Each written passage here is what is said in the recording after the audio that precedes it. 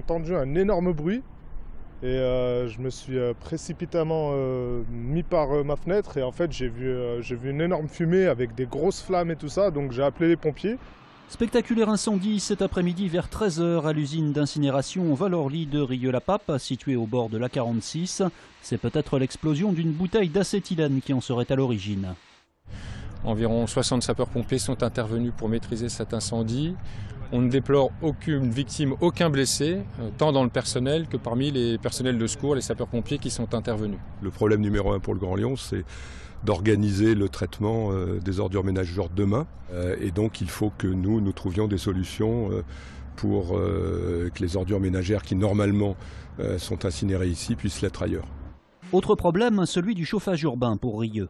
En eau chaude, en chauffage, franchement, espérons que ça n'a pas pris sur tout ça, parce qu'en plus les temps ils commencent à virer au froid là en ce moment. 2 quartiers de Rieux, ceux du Mont-Blanc et des Alaniers, sont d'ores et déjà privés de chauffage, au moins pour 24 heures.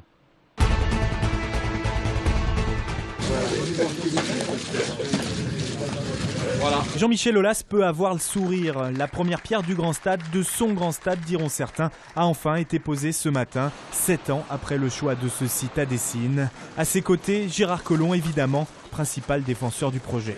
Ce grand stade là, qui est en train de prendre forme aujourd'hui, c'est 7 ans de combat, 71 procédures contre le stade. Et puis demain, ça sera un stade qui fera rayonner Lyon dans le monde entier. Prévu pour l'Euro 2016, il reste désormais 30 mois d'un chantier jugé hors norme, piloté par Vinci Construction. 405 millions d'euros d'investissement pour un grand stade où l'on ne nous promet pas que des matchs de foot. Sont d'ores et déjà annoncés des hôtels, des restaurants, un musée du sport et diverses activités de loisirs. Il s'agit d'un stade construit avec des principes nouveaux pour la France, qui vont permettre en fait à ce parc olympique lyonnais d'être ouvert 365 jours par an et donc de faire en sorte non seulement d'organiser de grands événements, mais de faire en sorte que les gens qui veulent venir tout au long de l'année puissent le faire. Même Michel Forissier, maire de Mézieux et opposant de la première heure, était de la partie ce matin. De toute façon, à quoi voulez-vous que je m'oppose aujourd'hui ? Moi, mon principal souci, c'est de faire fonctionner cet équipement avec le minimum de gêne et de nuisances pour les populations qui sont autour. Durant sa phase de construction, le grand stade devrait générer environ 2000 emplois. Stéphane Matoiré est-il pénalement responsable du meurtre du petit Valentin? Ce matin à Lyon s'est ouvert le procès en appel du meurtrier du jeune garçon sauvagement assassiné à Lagnieu en juillet 2008. En première instance, l'homme qui souffre de schizophrénie avait été condamné à la réclusion à perpétuité. Ce deuxième procès fera peut-être la lumière sur les raisons de son geste. Et je pense qu'il a à cœur de vouloir s'exprimer pour vous dire qu'il n'est pas fou, qu'il n'est pas malade mental, qu'on lui fait dire des choses qui ne sont pas vraies, etc., etc. Maintenant, pour nous, la maîtrise que nous avons de Matoiré, elle est extrêmement modeste.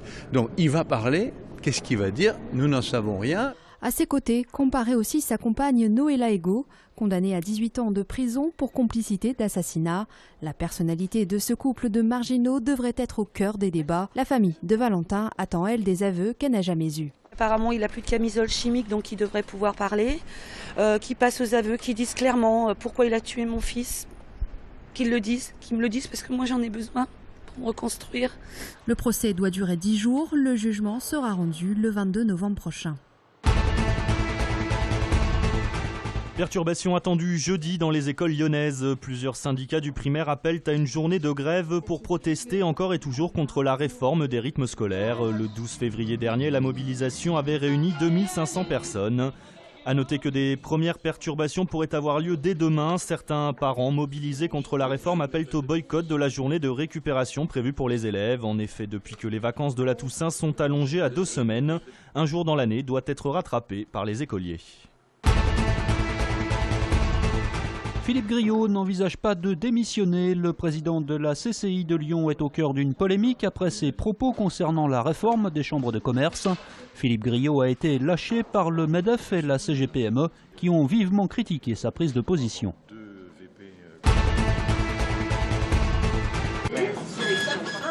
Attention si vous empruntez habituellement le tramway T1 à partir de ce soir et jusqu'à vendredi, la ligne sera modifiée en raison de travaux d'électrification du bus C13. Les départs à partir d'IUT Fessines et d'hôtels de région Montrochet seront supprimés à partir de 23h30. Les TCL vous conseillent d'anticiper vos déplacements. L'Asvel a retrouvé le goût de la victoire samedi en s'imposant sur le Havre 78-63. Place maintenant à l'Eurocup avec la réception demain de Valence pour le compte de la 5e journée. À l'entraînement, le coach des Verts a noté une certaine fatigue. Nous on rentre dans une phase de fatigue. Là. Je disais, hier à l'entraînement, il y a eu beaucoup de signes. L'œil du maquignon sait reconnaître C'est vrai, la fatigue, elle s'exprime dans la nervosité, dans les doigts qui sont retournés, les ballons qui ne sont pas attrapés, des coups que tu prends. Tu en as un joueur, 2 joueurs, 3 joueurs qui prennent des petites bricoles. Là, c'est alerte rouge. Alerte rouge donc pour l'Asvel qui reçoit les Espagnols de Valence, premier au classement, demain soir à 20h.